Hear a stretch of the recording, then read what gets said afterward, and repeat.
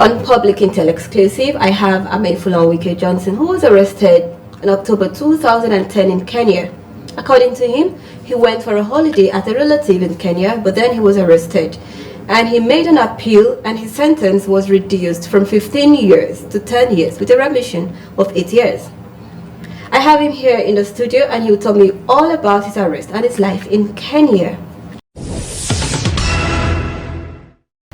Good to have you here, Johnson. Thank you very much. How have you been? I'm good. All right, tell me about your arrest in Kenya. What led to your arrest? Okay, what led to my arrest was it was just a deal. Okay. An illegal deal. Illegal deal. Illegal deal. Okay. Which was what led to my arrest actually through a friend. I call him my brother actually. He's not my brother, but you know when we are there, we only call ourselves brothers. Okay. We're transporting stuff from the capital city to another state. What is this stuff that you were transporting? Let me call it drugs. Drugs. Okay. Yes. All right. Go ahead. So, in that process, I don't know how he did it because I wasn't there with him. Because I was on my way to arrive. On reaching where he was arrested. Okay. He never told me. Okay. So I believe it was a deal that was plotted with him. He had an idea. Because if he wanted me to be free, he would have told me when we were talking while I was on my way coming. Okay, but then I got, because I read about you, and then I got an information that you were actually sent to Kenya to school. So what now happened? Where did all of this come to play? If you were sent to Kenya for an educational activity, you were sent there to school, what played out? What happened? That's where you use the word that all that glitters are not gold. Okay. Because I went to Kenya to visit. After a while, I decided schooling. Okay, okay. And I was in a school called NIPS, Nairobi Institute of Technology. Technology. Which I was studying computer science. Wow. And I was having a permit for 2 years. Okay. Along the line, there's always you want to belong to the big boys. I'm outside the country. I need to place myself high. So I was introduced into drug business. By friends in school? Yeah. No, not in school. Okay. A friend of mine, Nigerian. A Nigerian introduced you into this. Yeah. Okay. Which the money was good. Okay. So I went into it, and I was not doing bad actually. But when it got hot, that was arrested. Okay. All right. I also read about you that your jail term was actually reduced. Yeah, I was jailed for 15 years. I did the case myself because the lawyer was calling an extravagant money, which I don't have because I've spent, and I had to do the case myself. So at the end of it, after doing the case, the judge told me, did I study law? I told her no. Okay. It's just that when you're in the remand, you have some classes you study. Okay.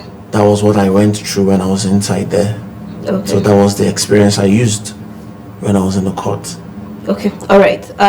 You spent how many years in jail in total? In total, I spent 10 years. 10 good years? Yes. How was it for you? It was a life experience. Okay.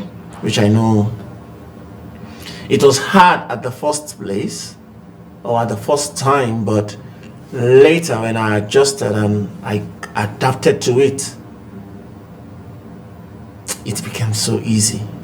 So in all of these years that you spent, or in all of those years you spent in the prison, what is your take home? What did you learn out of it? When you're there, you learn so many things. It depends on you. If you still want to be bad, you remember where you are. There's so many industrialization stuff going on inside there. Inside there, I learned how to cook.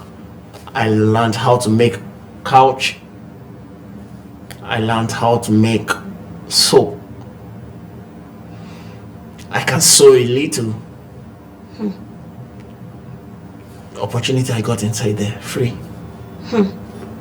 So in a real life, now that you've been out, how long have you been out for? For how many years? I've been out for now 4 years. For more than 4 years. Now that you've been out for more than 4 years, what have you done with these skills that you acquired in Kenya prison? Okay, I only do the soap stuff. Okay.